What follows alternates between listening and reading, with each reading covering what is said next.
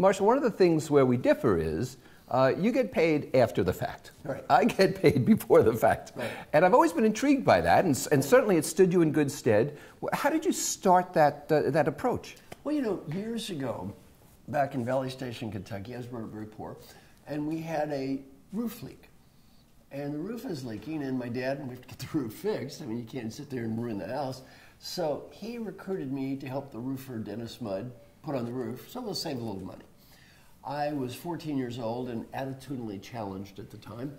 So I'm working on this roof with Dennis Mudd, and Dennis Mudd, also a very poor person, worked so hard, and he was so dedicated to make a great roof.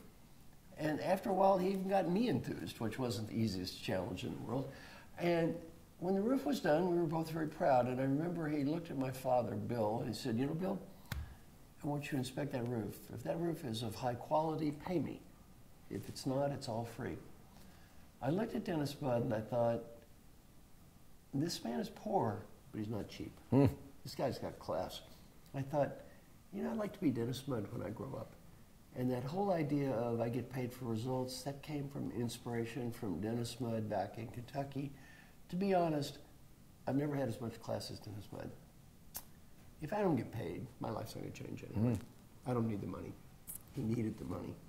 He needed the money. He was poor.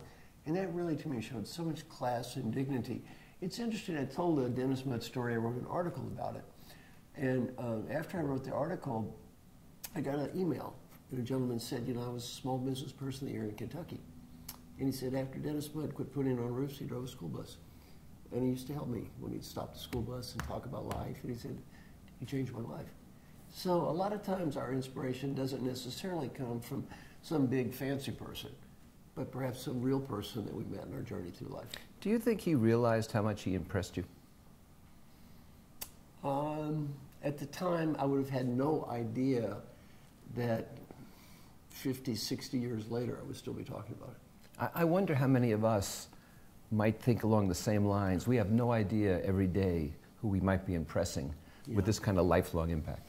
And it is interesting because he has been dead for years, but the good news is at least his granddaughter got to see the story. That's great. Her grandfather.